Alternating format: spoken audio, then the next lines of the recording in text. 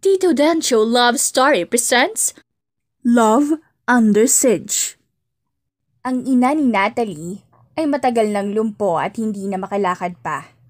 Idagdag pa ang ibang karamdamang sakit, kaya naman buong araw na lamang itong nakahiga sa bahay, sa ilalim lamang ng tulay. Ganyan kahirap ang buhay ni Natalie, kaya't lahat ng diskarte ay ginagawa niya magkaroon lamang ng pera para sa araw-araw na gastusin at gamot ng kanyang ina. Inihabilin niya ang ina kay Jacob, habang ang kapatid niyang si Cristal naman ay magbebenta rin ng sampagita. Lumakad na paalis si Natalie. Dumiretso siya sa paradahan ng jeep at nagsimulang magtawag ng mga pasahero. Nakakuha siya ng mahigit 100 na pera. Pagkatapos doon ay dumiretso siya kay Aling Tess, may-ari ng isang karinderya kung saan madalas na sumasideline si Natalie. "Oh, Natalie, nandito ka na. Bilisan mo dahil maraming customer," wika ni Aling Tess. Dali-daling sinuot ni Natalie ang apron at nagsimulang magtrabaho bilang waiter sa karinderya. Nagpatuloy yun hanggang sa sumapit ang 3:00 ng hapon. "Uwi na po ako, Aling Tess," paalam ni Natalie matapos tanggalin ang apron na nakasabit. "Ito ang sahod mo, Natalie, bukas ulit." Nakangiting kinuha ang perang iniabot sa kanya bago naglakad paalis. Maliit man para sa iba, subalit sapat na ang 200 para kay Natalie. Pumunta siya sa botika para bumili ng gamot ng kanyang nanay. 200 din ang nagastos niya para doon at ang natira ay binili niya ng ulam. "4 po na fried chicken, kuya," sambit ni Natalie. Inabot ni Natalie ang bayad at kinuha ang binili niyang manok. Masaya siyang naglakad paalis dahil mayroon silang masarap na ulam mamayang gabi. Dumiretso siya sa simbahan kung saan naroon ang kanyang kapatid na babae na si Cristal.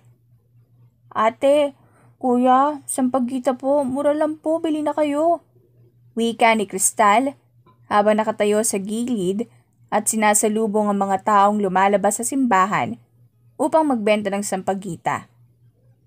Napahinto si Natalie at pinagmasdan ng kanyang kapatid. Nakaramdam siya ng lungkot dahil hindi ito ang pinangarap niyang makita para sa kanyang pamilya.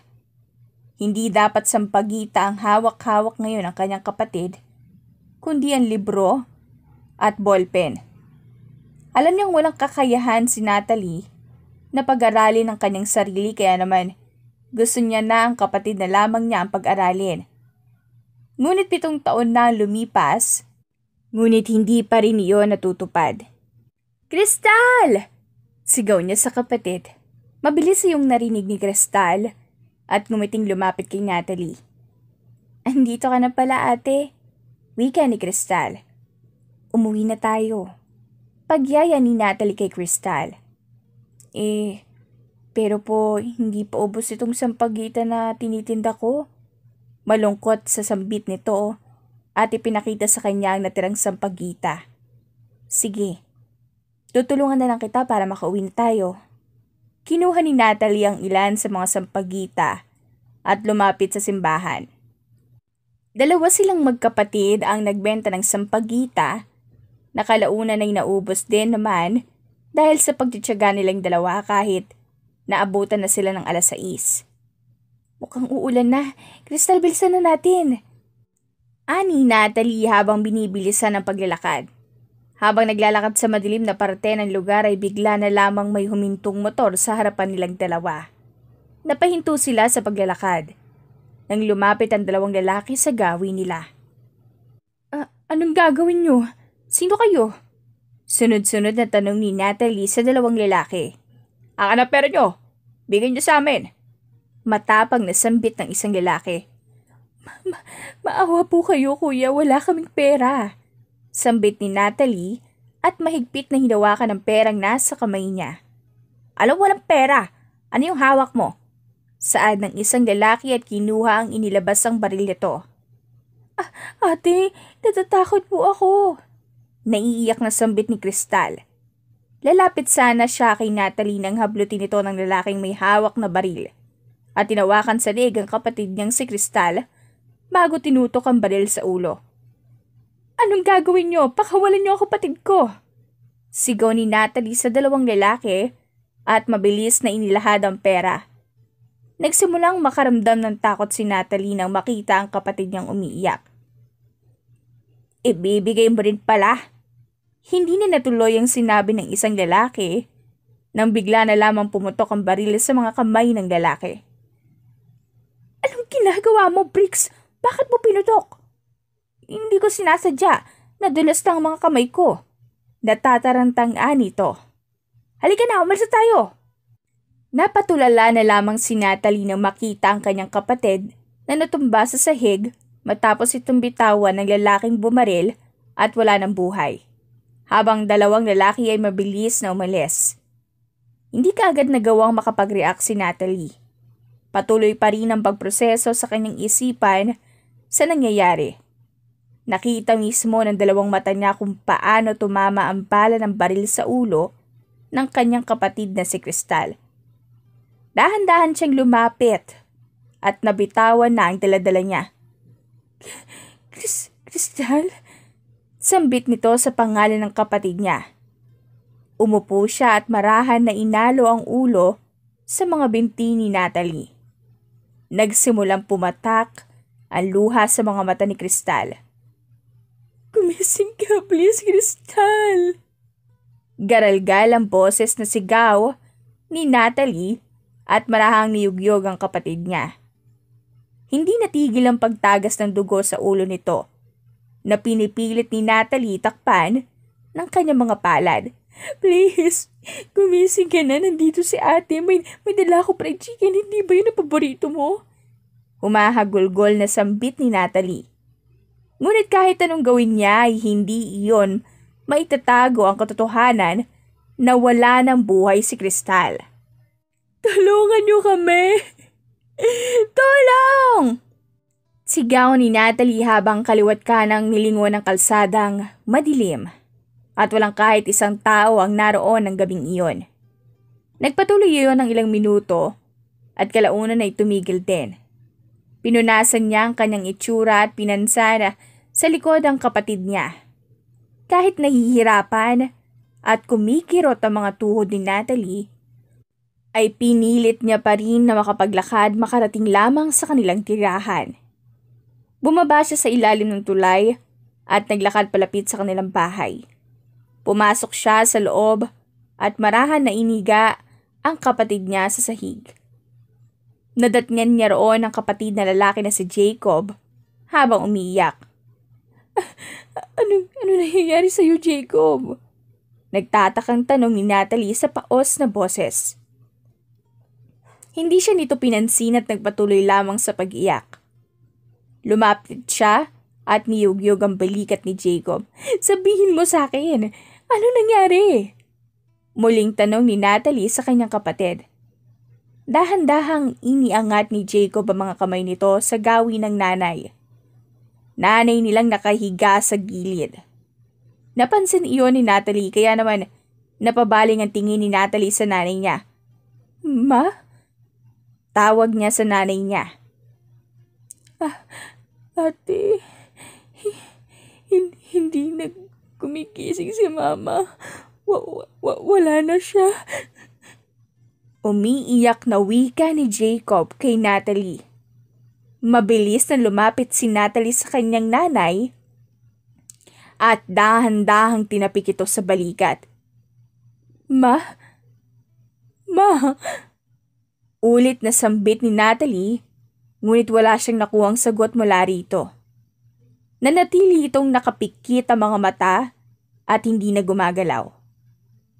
Itinapat ni Natalie ang kanyang daliri sa ilong ng kanyang nanay at doon napansin na hindi na ito humihinga. Nagsimulang bumilis ang pagtibok ng puso ni Natalie at bumigat ang pakiramdam sa dibdib. Ma, gumising ka.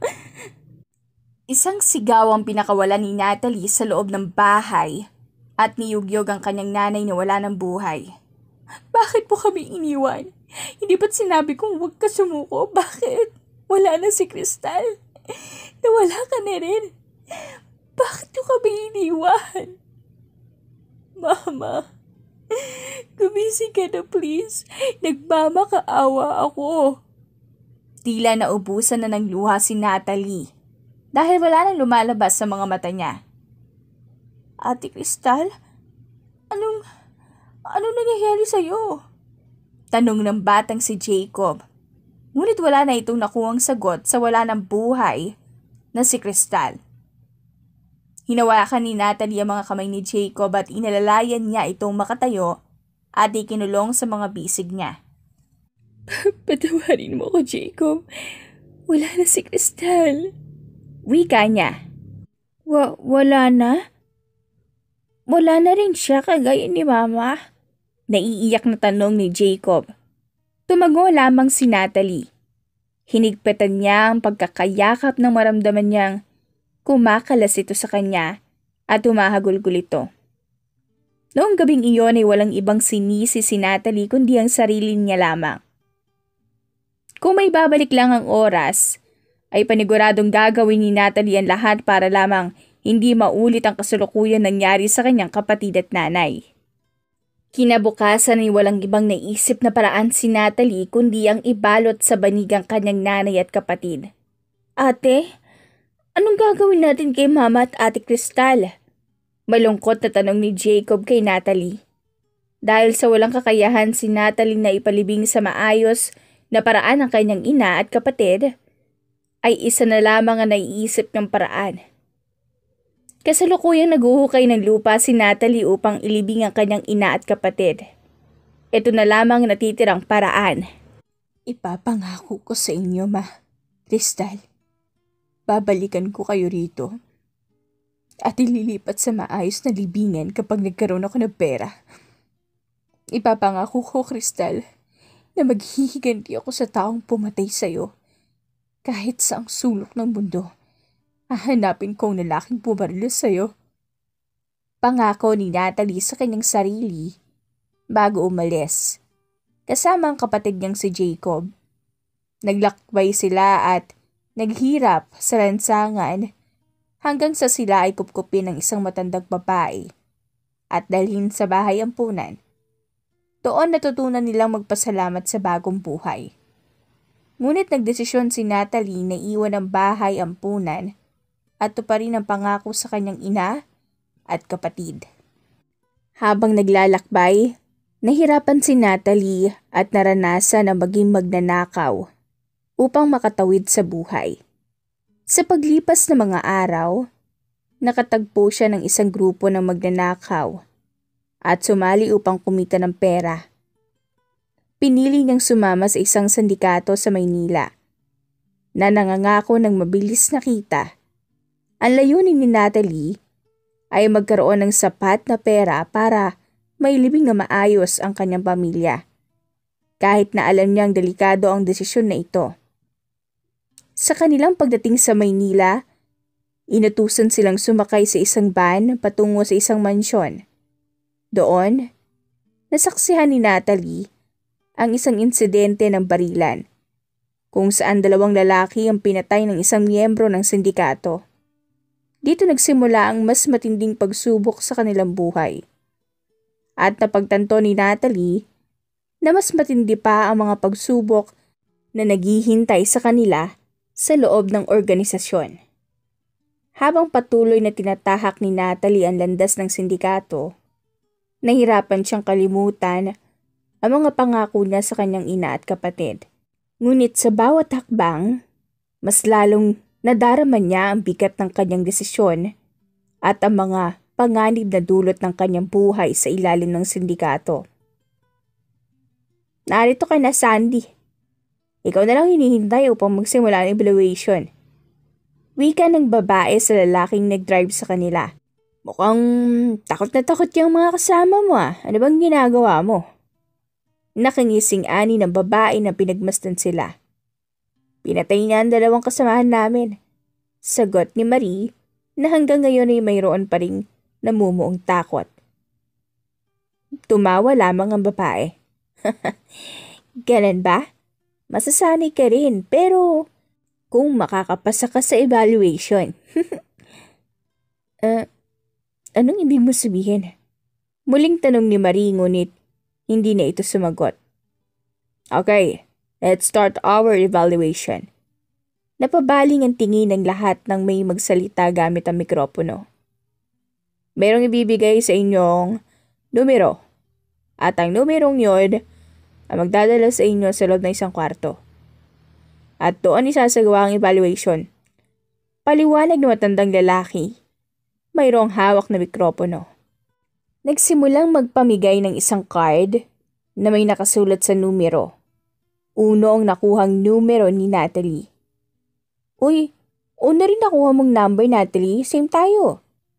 Nakangiting wika ni Marie nang makita ang card ni Natalie.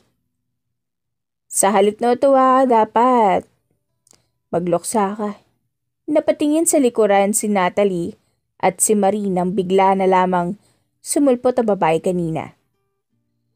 Anong ibig mong sabihin? Takang tanong ni Natalie, ngunit hindi siya nito sinagot. Sumama kayo sa akin.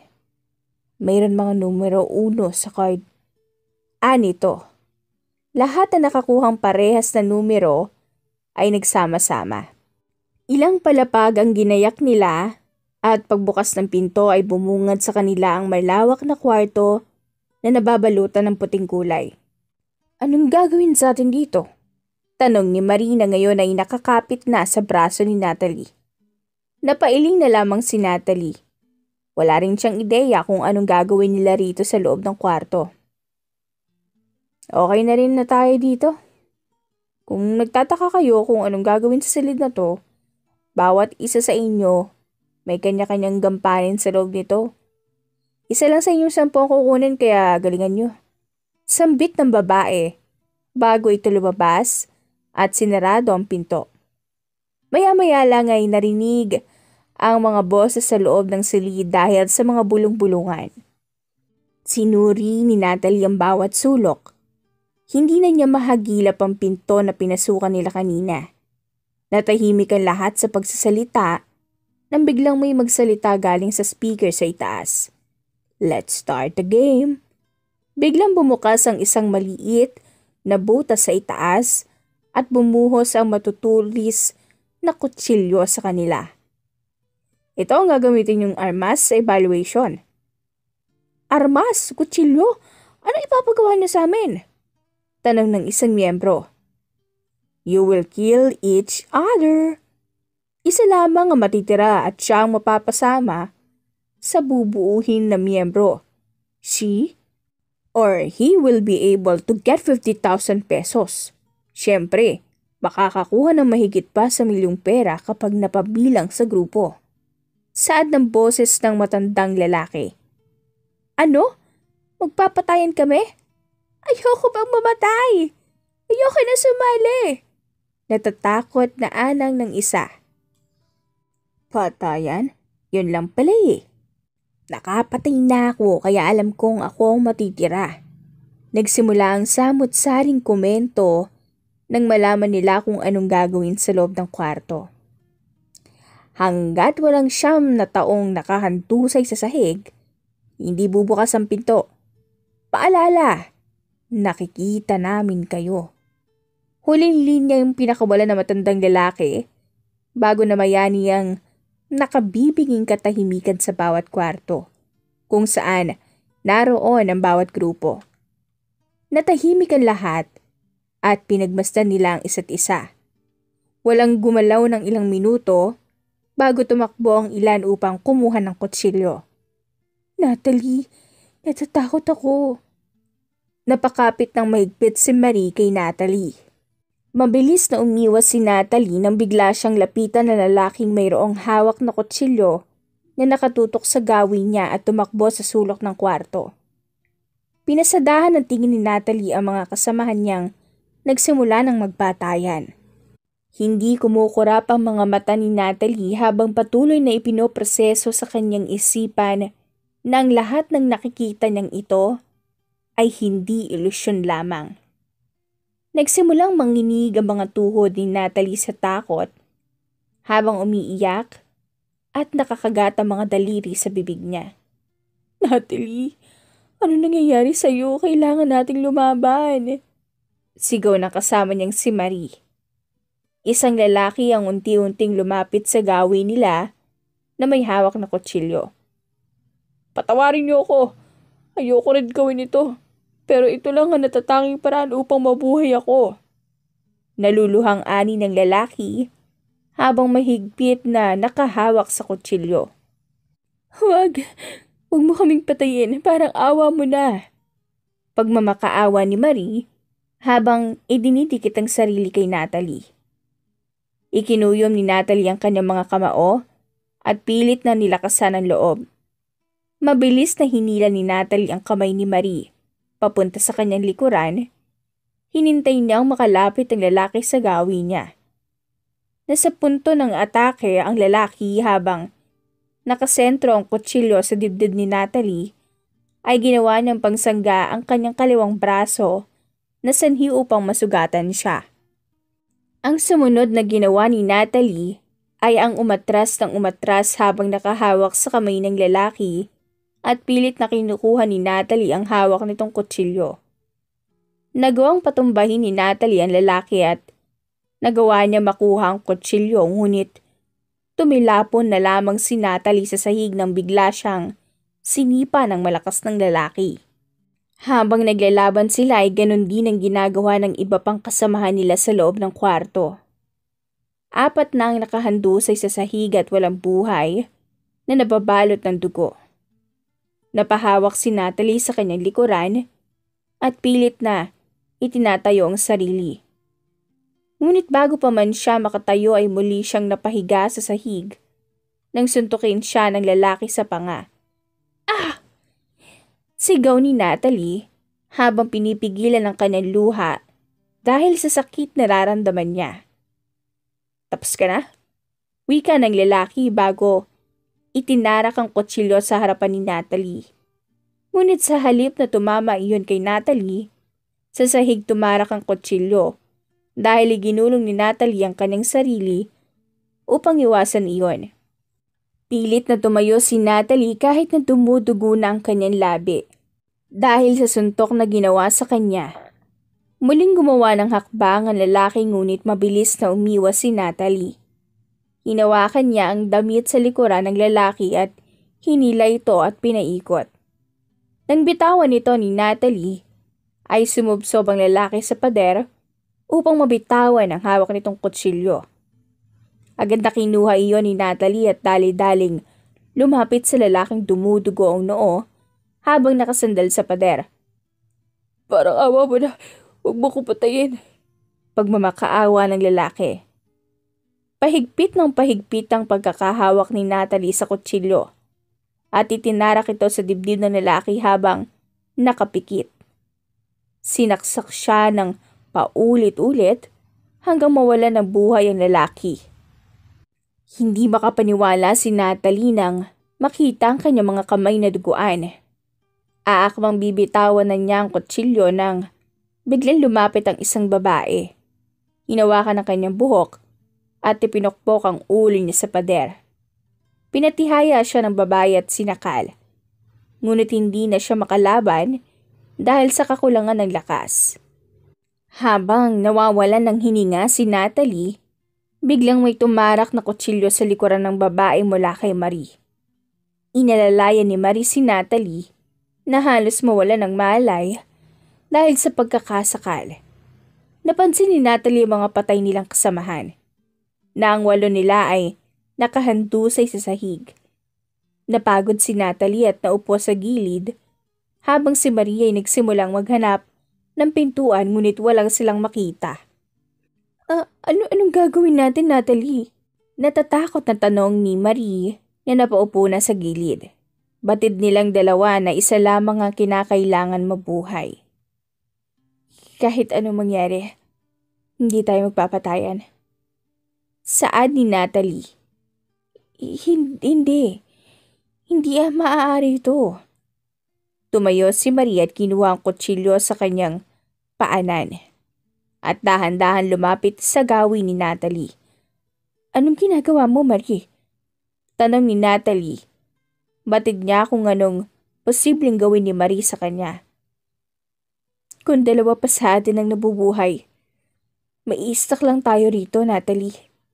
Mamamatay tayong dalawa sa loob ng seldang to. Ang tanging paraan na lang para makaligtas ang isa sa atin ay magpatayan tayo.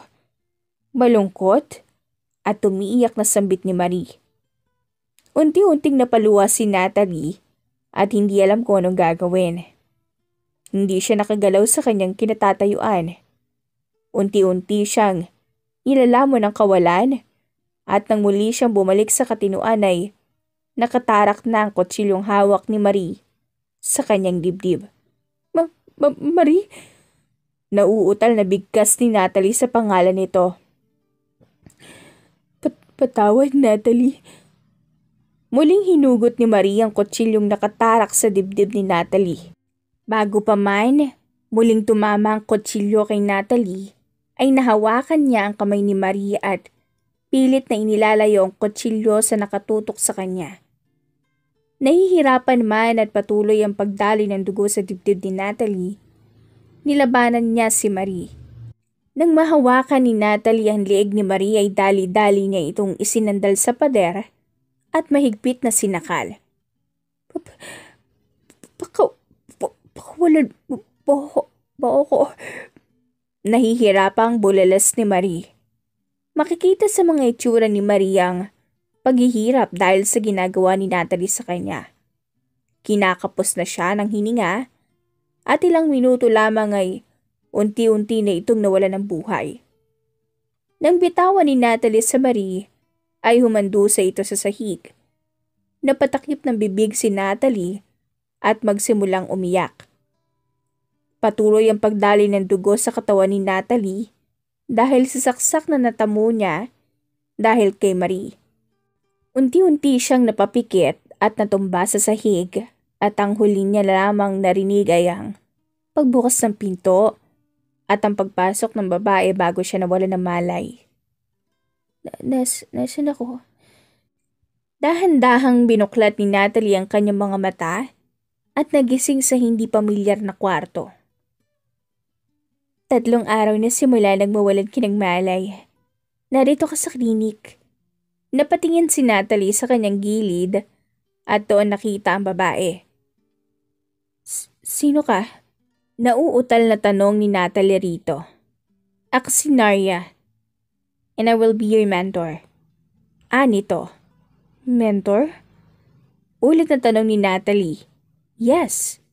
Para maging perpekto ang bawat misyon na ipapataw sa inyo, ay kinakailangan nyo ng matinding pagsasanay. Dahan-dahang iniunat ni Natalie ang kanyang mga binti, ngunit hindi niya ito maigalaw ng maayos. Sinabi sa kanya ni Narya na magpagaling muna siya ng ilang araw bago magsimula ang training kasama ang 9 niyang kasamahan.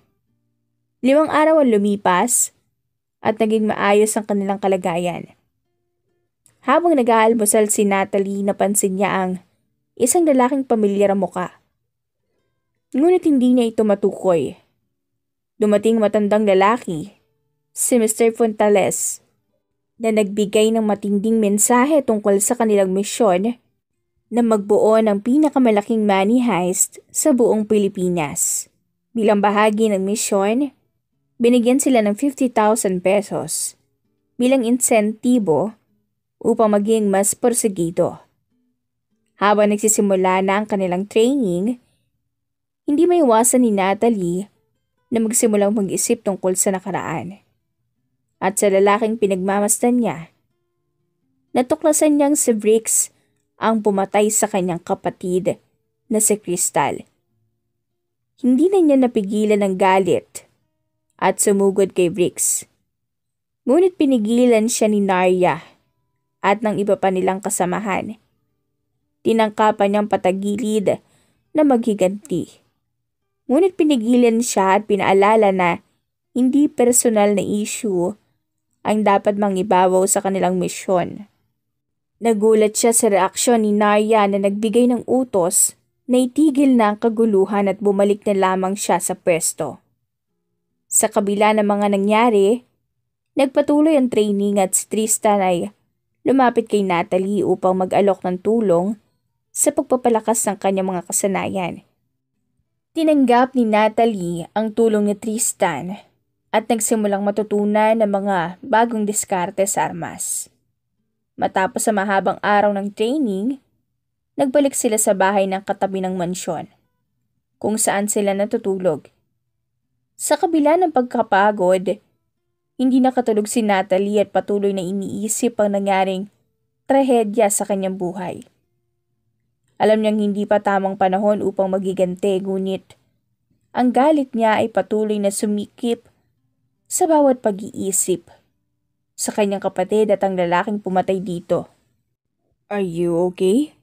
Mabilis na napatingin sa likuran si Natalie at doon nakita ang lalaking si Tristan.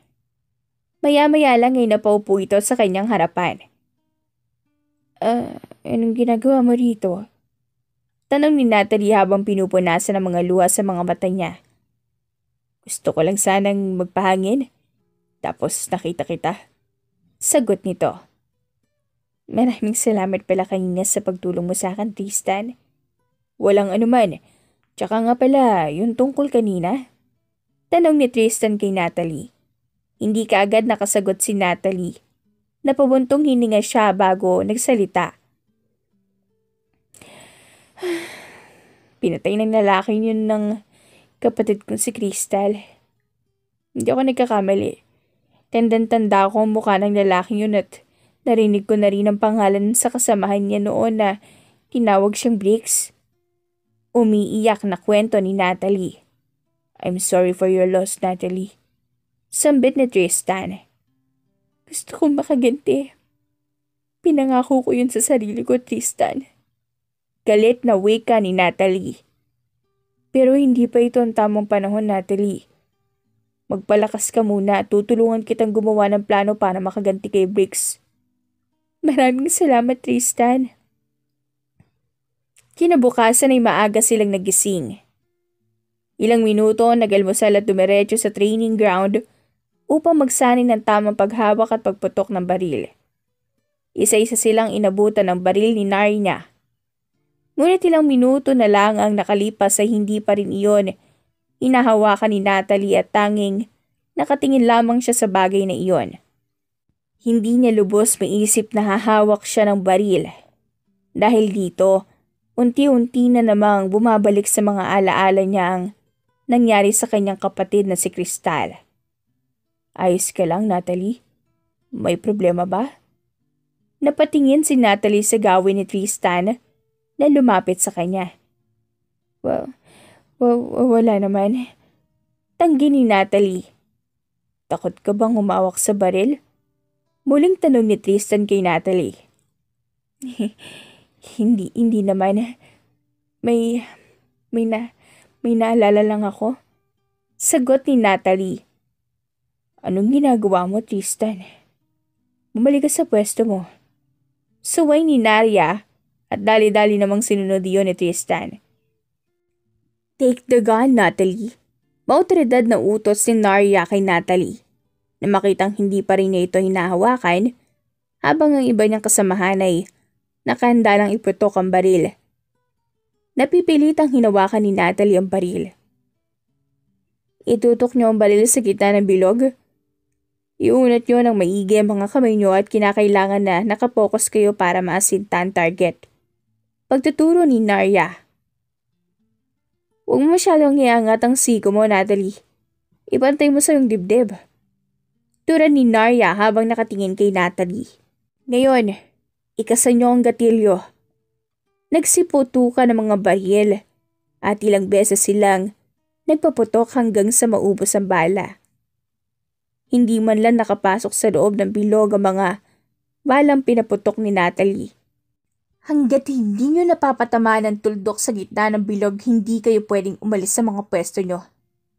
May otoridad na turay ni Narya bago sila tinalikuran at iniwan sa loob ng training ground. 2 linggo ang lumipas mula na magsimula ang training at unti-unting natutunan ni Natalie ang paggamit ng barel. Sa mga araw na ito, naging malapit siya kay Tristan at palagi silang nag-uusap tuwing gabi. Isang araw, nagsimula ang kanilang combat training at ang mga magwawagi ay ang hindi matatalo sa laban. Kahit wala silang hapunan, sanay na si Natalie sa gutom. Ngunit hindi inaasahan na si Tristan ay nagbigay sa kanya ng pagkain ng lihim. Para sa iyo yan, Natalie. Saad ni Tristan. 1 taon ang lumipas at hindi na lang training ang ginagawa nila, kundi mga pagnanakaw mula sa iba't ibang mga tindahan. Sa isang misyon, nabatay ang kanilang mentor na si Narya, na nagdulot ng galit at pagtatalo sa pagitan ng mga kasamahan. Si Briggs, ang nangunguna sa grupo, ay sinisisi sa pagkamatay ni Narya at sa pagkamatay ng isang bata. Nagkaroon ng tensyon sa grupo at hindi maiwasan ni Natalie na magalit at magsalita laban kay Briggs. Ikaw rin ang dahilan kung bakit namatay si Miss Narya, Briggs, sabat ni Trey. At naging kasalanan ko pa, sagot ni Briggs. Nagkaroon ng gulo at sinuntok na Tristan si Briggs upang itigil ang pagtatalo. Makalipas ang ilang taon ng pagtitiis, naging handa na sila para sa kanilang pinakamalaking heist. Ang plano ay nakatuon sa pagnanakaw sa isang ligtas na lugar. At ang bawat isa ay may mga tiyak na papel na gagampanan. Si Briggs ang mangunguna sa lahat, habang si Natalie ay tutulong kay Tristan sa loob ng bangko.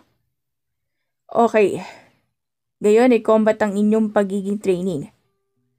Sa kabila ng kaba ni Natalie, nakahanda siyang kumalas mula sa sindikato at magsimula ng bagong buhay kasama sa Tristan pagkatapos ng misyon.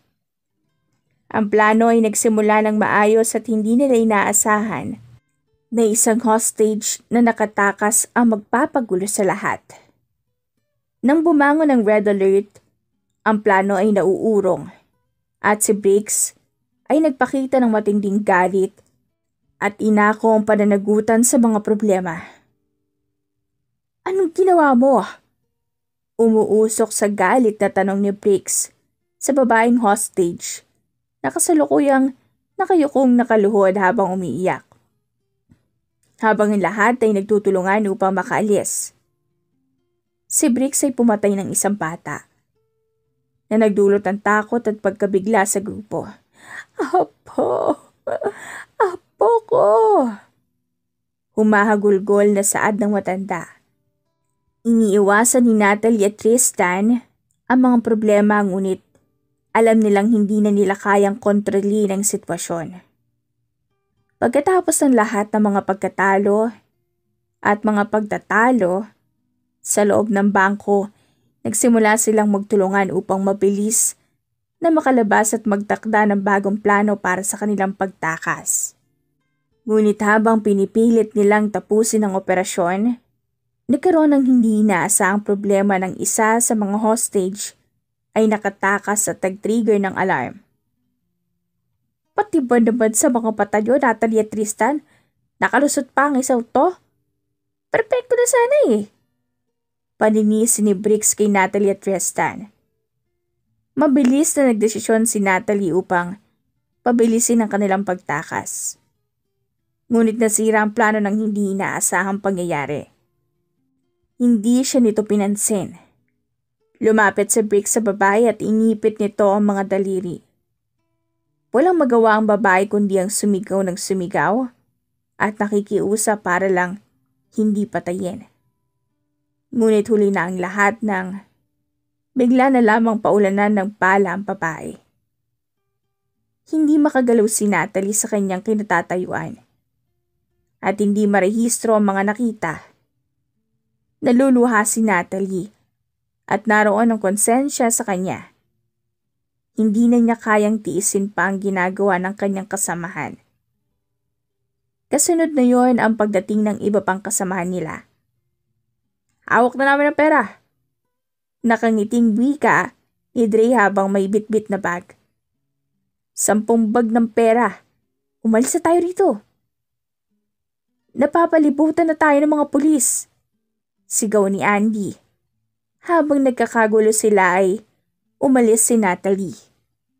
Naglakad siya palayo habang tumutulo ang mga luha sa kanyang mata.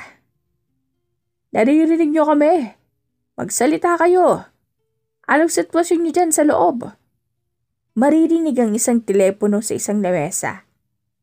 Agad na lumapit si Natalie at inilagay sa kanyang tenga. Hello? May nakakarinig ba? This is Natalie. Isa ako sa mga miyembro ng sindikato. Wala sa sariling pakilala ni Natalie sa kanyang sarili. Anong binabalak nyo? Napapalbihutan na naman kayo. Saad ng pulis. Hindi kayo makakapasok dahil meron kaming hawak na 67 hostage. 65 na lang ngayon dahil patay na ang dalawa. Pagbibigay alam ni Natalie. Ano pag gusto nyo? Tanong nito. Gusto ko kayong tulungan. Sambit ni Natalie. Niloloko mo ba kami? Sino maniniwala sa miyembro ng kasalukuyang ninanakawan ng bangko? Tumingin sa kanyang relo si Natalie. 30 minuto. 30 minuto. Tutulungan ko mga hostage na tumakas. Gagawin niyo lang ayang pumasok. Ako nang bahala sa mga kasamahan ko. Pinaba ni Natalie ang telepono at tumalikod ngunit doon niya nakita sa Tristan habang nakatingin sa kanya. Tristan? Tawag ni Natalie sa pangalan niya. Ipapahamak mo ang sarili mo, Natalie. Lumapit sa Tristan sa kanya. Pero ayoko nang makakita ng dugo ng tao, Tristan. Ayoko nang sumali sa masasamang gawain. Pagkatapos nito, makakatakas na tayo. Sambit ni Natalie habang umiiyak. Hindi tayo makakatakas sa mga polis, Natalie. Kung hindi man, handa ako makulong. Porsigidong saad ni Natalie. Sige, tutulungan kita. Anong pinaplano mo? Tanong ni Tristan. Niyakap ni Natalie sa Tristan at pinag-usapan ang plano bago sila pumasok sa kanilang grupo.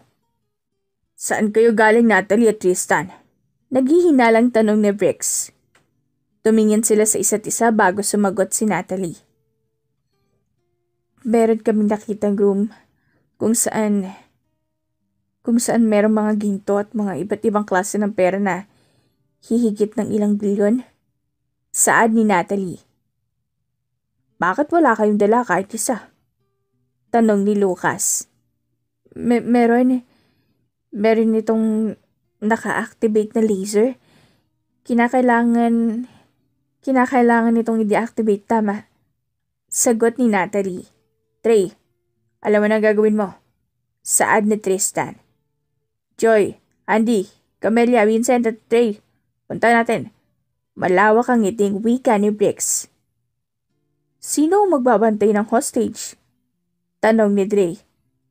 Ako ang magbabantay kasama si Nelson Lucas. Sa Tristan na magdadala sa inyo roon. Sagot ni Natalie. Nang magsimula ng magtakbuhan ng mga hostage, naiwan si Natalie kasama si Lucas at Vincent. Sa gitna ng tensyon, hinarap ni Natalie si Lucas at sinipa ito sa likod bago siya tinutukan ng baril. Ibaba mo ang baril mo, Vincent. Utos ni Natalie at pagkatapos ay tinamaan ng baril sa ulo si Lucas upang mawala ng malay.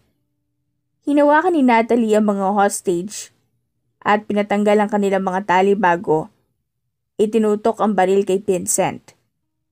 Nang magsimula na pumasok ang mga pulis, nagsitakbuhan ang mga hostage. Ngunit nananatiling nakatutok ang baril ni Natalie kay Vincent. Pagdating ng mga pulis, tinanong nila si Natalie kung siya nga si Natalie at tinanggap niya ang posas ng hindi na lumaban. Dinala siya sa sasakyan, pang pulis at na lamang 3 ang patay at 4 ang nakatakas. Habang dinala siya sa presinto, naiisip ni Natalie si Tristan at nagsimulang mag-alala. Pagdating sa presinto, in-interview siya ng isang babaeng pulis at nagalok siya ng tulong sa paghuli kay Mr. Fontales, isang malaking sindikato sa Pilipinas. Sa kondisyon na payagan siyang makatakas, pwede ko kayong dalhin doon pero sa isang kondisyon, hayaan mo akong makatakas. Sagot ni Natalie. Nag-usap ang mga pulis ngunit hindi nila matiyak kung papayagan siya. Dahil malaki ang sindikatong kanilang hinahabol. Ngunit sumang-ayon si Natalie, natulungan sila at sinabi niyang, ayos lang. Ngunit dadalhin ko kayo sa teritoryo ni Mr. Fontales. Makakaasa kayo sa akin. Pagkatapos na kausapin si Natalie ay dinala siya sa kulungan. Nanatili siya roon ng isang gabi bago isinagawa ang plano kasabot ng mga pulis. Nakasunod kay Natalie ang mga pulis habang papunta sa Villa kung saan ang mansyon ni Mr. Fontales. Pagkarating ay maingat na umakyat si Natalie sa padeya na makapasok siya sa loob. Nagtataka si Natalie nang makitang maraming nagbabantay na tauhan. Tila lalong humigpit ang seguridad kaya naman hindi siya basta-basta makakilos. Nagtatago sa gilid ng semento si Natalie nang biglang may sumulpot na lalaking isa sa mga bantay. Mabilis nitong kinuha ang baril sa bulsa, ngunit hindi nito mapapantayan ang bilis ng pagkakuha ni Natalie ng maliit na kutsilyo at hiniwa ang leeg nito. Hindi ni Natalie hinayaang makagawa ng ingay kaya naman inalalayan nito ang pagbagsak ng lalaking walang buhay. Nang makaisip ng ideya, hinubad ni Natalie ang suot nito at sinuot sa kanyang sarili. Kinakabahan man ay lumabas si Natalie na sa pagkakatago at kampanting naglakad. Hindi siya nagpahalata hanggang sa makalapit siya sa bahay kung saan sila tumutuloy. Habang kalapit nito ang mansyon, sumilip siya sa balkonahe ngunit walang tao roon. Tahimik din ang paligid kaya naman nakapasok si Natalie. Sinilip niya muna ang labas bago dahan-dahang isinarado ang pinto. Sa kanyang pagharap ay hindi siya nakagalaw na makita ang isa sa kanyang mga kasamahan. Dre? Banggit ni Natalie sa pangalan nito. Natalie? Bakit ka nandito? Tanong nitong si Dre kay Natalie. Umalis ka na. Baka maabutan ka pa ni Briggs. Alam na nilang tinayder mo si Mr. Fontales. Umalis ka na. Pagpapaalis nito kay Natalie. Nasaan si Tristan, Dre? Sa halip na sagutin ni Natalie ang tanong nito, tinanong niya kung nasaan si Tristan. Nasa bodega. Nakatali at nakakulong. Siguro ngayon ay nasa malubhan ng kalagayan si Tristan. Sagot nito. Ha? Bakit? Alam ni Briggs na may lihim kayong relasyon ni Tristan. Sinumbong kayo ni Briggs kay Mr. Fontales na nag-trader kayo. Kailangan ko siyang puntahan. Sumama ka, Dre. Tumakas na tayo. Sambit ni Natalie. Umiling si Dre. Imposible ang sinasabi mo, Natalie. Hindi na tayo makakaalis dito. Dapat hindi ka nagpapalik dito. Kasama ko mga pulis, Dre. Nandito sila para hulihin si Mr. Fontales. Pagkasabi ni Natalie ay bigla na lamang nagsitunugan ang mga putok ng mga baril sa labas. Sandali, kukunin ko lang mga gamit ko. Pagpasok ni Dre sa kwarto, sumunod si Natalie. Hinanap niya ang kama ni Briggs at sa ilalim nun ay kinuha niya ang nakatagong 2 bag ng pera. Halika na, Natalie. Bilisan na natin. Saad ni Dre na may hawak ding bag. Paglabas nito ng pinto, hindi na rin naasahang makita si Briggs na mayroong hawak ng baril na tila ba ay nagmamadali. Dre? Natalie? Bulalas nito nang makita si Natalie. Briggs, sambit ni Natalie sa pangalan nito. Traidor ka. Hindi mangyayari ang lahat ng to kung hindi dahil sa'yo, Natalie. Tapos babalik ka rito kasama mga pulis at tatakas dala-dala ang 2 bag ng pera ko? Galit na wika nito at tinutok kay Natalie ang baril nito. Hindi ka na naawa sa inosenteng mga tao, Briggs. Hindi ko masigmura yung halal mong kaluluwa. Sabat ni Natalie upang lalong magalat si Briggs. Daldal mo rin ano?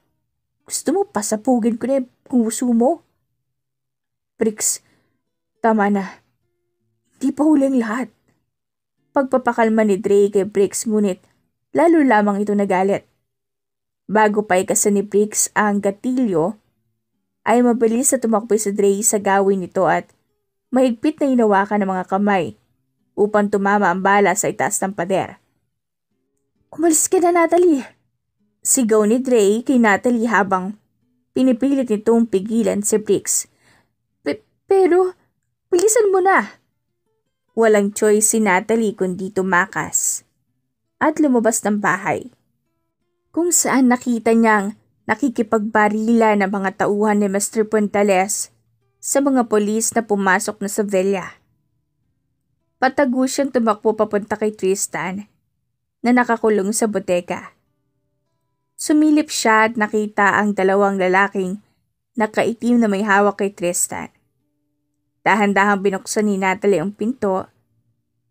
Binugbog ang isa sa mga lalaki gamit ng kahoy. Kinuha ang baril at pinatay ang isa. Tinulungan niya si Tristan at pinalaya ito. Habang tumatakbo si Natalie at Tristan, biglang lumabas si Briggs at sinabing, "Sino nagsabing makakatakas kayo?" Tinatanong ni Natalie si Briggs tungkol kay Dre at tinanong, "Nasaan si Dre? Anong ginawa mo sa kanya?" Sagot ni Briggs, "Patay na siya. At kayo naman ang susunod ko." Sa gitna ng sagupaan, tinulungan ni Natalie si Tristan at tinangka nilang labanan si Briggs. Ngunit pareho silang walang pala sa kanilang mga baril. Habang tinatanong ni Briggs si Natalie, "Nasaan ang tapang mo ngayon, Natalie?" Nagpatuloy si Natalie sa pakikipaglaban at matapos mahulog, tinulungan siya ni Tristan. Sinabi ni Briggs, "Tumahimik ka, Tristan. Dahil ikaw ang susunod ko pagkatapos ng minamahal mo babae." Ginamit ni Tristan ng kahoy at tinamaan si Briggs sa ulo hanggang sa mawalan nito ng buhay at sa huli, kinuha ni Natalie ang kahoy mula kay Tristan at tinapos ang laban sa pamamagitan ng pagpapalo kay Briggs. Tama na, Natalie. Kinuha ni Tristan ang kahoy sa mga kamay ni Natalie at niyakap ng mahigpit. Okay na. Pagpapakalma ni Tristan dito. Sa wakas, nakaganti na rin ako. Naipaghiganti ko na rin ang kapatid ko, Tristan. Patay na ang taong bumaril sa kapatid ko. Umiiyak na saad ni Natalie. Ang akala ko, hindi na kita makikita, Natalie. Lumuluhang wika na Tristan habang mahigpit na nakayakap kay Natalie. Hindi tayo magkakahiwalay, Tristan. Kinalas ni Natalie ang kanyang mga kamay sa likuran ni Tristan. Halika na. Tumakas na tayo. Hinawakan ni Natalie ang kamay ni Tristan at naglakad palabas ng pinto. Kinuha niya ang pera sa gilid kung saan niya ito naiwan. Sumalubong sa kanilang malakas na hangin at ang mga tunog ng helicopter sa hindi kalayuan. Sinilip nila iyon at doon nakita na nakasakay si Mr. Puntales sa helicopter habang mayroong pulis ang nakatutok doon. Hindi rin sila nagtagal at maingat silang naglakad hanggang makarating sa likuran ng villa kung saan mayroong pinto doon palabas. Napatingin sila pareho sa itaas ng unti-unting lumipad ang helicopter. Ngunit ilang saglit lamang ay sumabog ito. Napatingin sila sa isa't isa. "Malaya na ba tayo?" tanong ni Natalie. "Magiging malaya na tayo," sagot ni Tristan. Pinendahan ni Tristan ang sugat ni Natalie at tinanong siya. Saan na tayo nito pupunta?" Tumanggi si Natalie na magpunta sa ospital at nagdesisyon silang magtungo sa lugar kung saan siya lumaki. Doon, nagdasal si Natalie sa libingan ng kanyang ina at kapatid. At ipinakilala si Tristan bilang kanyang boyfriend. Siya nga pala ang boyfriend ko. Mabait, mapagmahal at maalaga. Wika ni Natalie. Matapos nito, nagpunta sila sa bahay ampunan at nalaman ni Natalie na 4 na taon nang kinuha si Jacob ng isang mag-asawa. Pinuntahan nila ang address na ibinigay ng ginang. At nakita ni Natalie si Jacob na masaya sa bagong pamilya. Sa pagkakaalam ko, 14 na taon na siya. Tingnan mo, ang saya sa niya, hindi ba? Tumutulong luhang wika ni Natalie. Nagdesisyon si Natalie na huwag guluhin ang masayang buhay ng kapatid. Kahit hindi siya naging parte ng magandang buhay nito, sinabi niyang, "Makita ko lang na masaya siya. Ayos na ako." Pagkatapos nito, nagdesisyon silang baguhin ang kanilang katauhan at magpatuloy ng bagong buhay sa Cebu. Malayo sa mga nagdaang hirap. Sa kanilang bagong simula, tinanong ni Tristan, "Will you marry me, Natalie?" At tumugon si Natalie ng oo. Sa sandaling iyon, nagbago ang lahat para kay Natalie. Napuno ng kaligayahan at pag-asa. Sa kanilang kasal habang naglalakad si Natalie sa gitna ng pulang carpet, hindi may paliwanag ang saya sa nararamdaman niya. "You may now kiss the bride." Sambit ng pare. Lahat ng paghihirap at sakripisyo na pinagdaanan ni Natalie ay nagbigay daan sa kanyang kaligayahan ngayon. Sa kabila ng lahat ng pagsubok, natagpuan niya ang tunay na pagmamahal kay Tristan at ang masayang buhay na kanyang inaasam. Masayang tinanggal ni Tristan ang belo sa itsura ni Natalie at nagpalitan ng halik. "And now I pronounce you as husband and wife." Paglabas nila sa simbahan, ay dumiretso sila sa kanilang munting bahay na binili sa Cebu. "Hindi ko inaasahan na sasaya ako ng ganito, Tristan." Sambit ni Natalie. "Magiging masaya tayo, Natalie. Lalo na kapag nagkaroon tayo ng maraming anak." Bulong ni Tristan kay Natalie. Marahan siya nitong hiniga sa kama at unti-unting tinanggal ang suot na gown. Maalab silang naghalikan noong araw na iyon at bumuo ng anak. Makalipas ang ilang taon, nagkaroon sila ng 2 anak. Mula noon ay namuhay sila ng masaya. Malayo sa gulo at kinalimutan ang mapait na nakaraan. Wakas! If you like this story, please like and subscribe for more wonderful stories. Paalam!